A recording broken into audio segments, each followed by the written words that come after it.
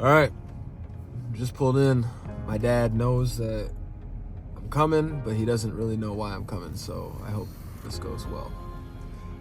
I don't even really know what I'm going to be talking to him about, but hopefully he can get honest, and hopefully he's not defensive, and we can have a good conversation. So here we go. Wish me luck. Do you feel like, from like an alcohol standpoint, you drank quite a bit when I was young? Was it a problem back then? Alcohol, you don't think about that as a problem until reality really just hits you right in the face, as it has to with most alcoholics. And it occurred to me, I went down after a night of being at Darbs with all the coaches, and opened up and the coffee was made, and I stood by the refrigerator and I opened it up, and there's about a 12-pack of Budweiser, and I look at the coffee and it's done. This is in the morning. Yeah, grab a beer, about 6 o'clock. Really? Was that normal? Was that something That was just common after that. Yeah. That get up and have a beer or two before school. Yeah, wow. And, and then of course have a couple of beers after school. Yeah. And have a beer or two while you're grading papers. So pretty soon, you're mowing the yard, you've got a beer. You're walking the dog and you've got a beer. You're driving. When you're pulling that beer out before you went to teach or after you got home or what, did you ever think, like, was it just normal or to you, or were you like, there might be something wrong? Oh, it was normal. Later on, when I would be talking to my principal, he said, well, yeah, you weren't fooling anybody. Okay. And we had an assistant principal who you knew, and he came to me and he said, Scott, I want to talk to you man to man about something. I thought, oh, God, I got to bail Corey out of something. And he said, Corey is a bright kid. And I said, yeah, here comes the other side. Right. And he said, I don't know if you're aware of this, but alcoholism can run in families and often does. And he would be the first generation after you. And his possibility to have that continue is fairly high to his kids. Do you understand that? No, I didn't understand it. At this point when he told you that, did you think that you had a problem with drinking? No, because most of the time I could still do everything I had done for 15 years. Because what I remember from my childhood growing up is a couple things. One, I definitely remember the drinking. I mean, of course, but you were one of the best teachers that school has ever seen. Everybody loved you. You did a great job. Yeah. Your grass, I remember vividly, your grass was flawless. I mean, there wasn't a dandelion in your grass, your house. It was beautiful. Everything. Yeah.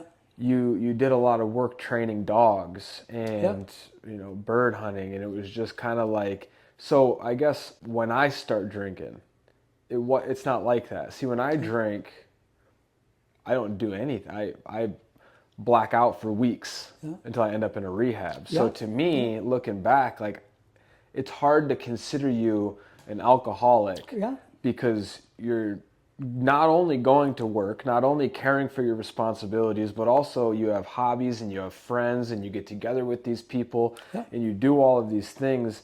Not only do you do all of that, but you do it well. Do you consider yourself to be an alcoholic? No, I don't, but I consider myself to be very careful. Okay, tell me about that. Well, when you go to AA meetings, they'll tell you there's only 3 things you got to worry about when you're an alcoholic. It's people, places, and things. You get those 3 things taken care of in your life, you don't have to worry about alcohol. And I thought, well, that's a dumb thing to say, but pretty soon I find myself saying those things. You had a dream life. Yep. Do you feel like from that life you were living to where you're at now, do you feel like alcohol has had negative impacts on your life? Absolutely.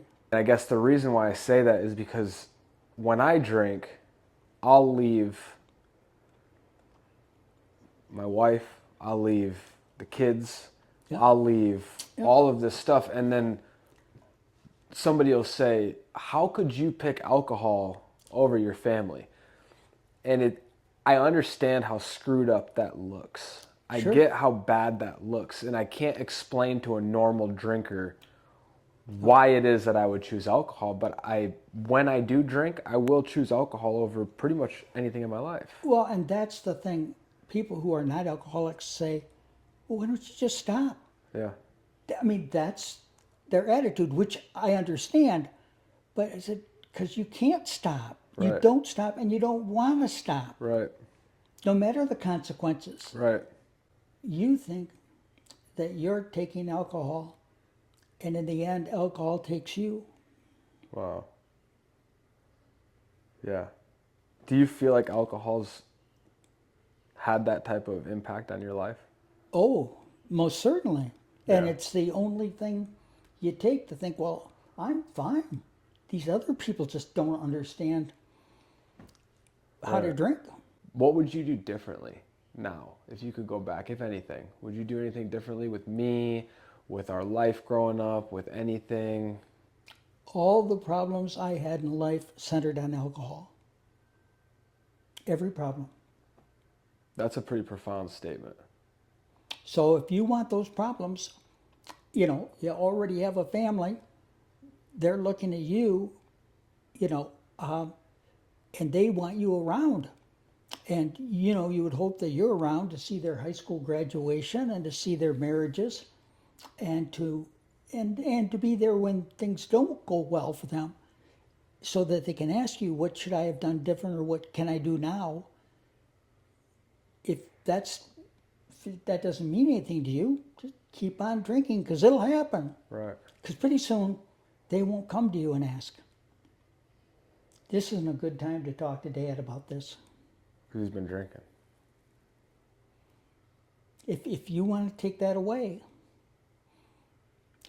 that's how bigoted it is. I mean, and hey, you can go home and look at those pictures, because they won't be at the table. Right. Because alcohol is more important. So your biggest, if you could change anything at all, it would be removing alcohol out of my childhood, even prior to that. Oh, certainly. And I'm mad that I didn't tell you that.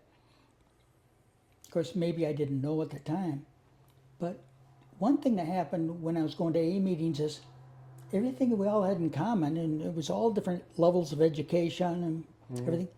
We all liked alcohol too much.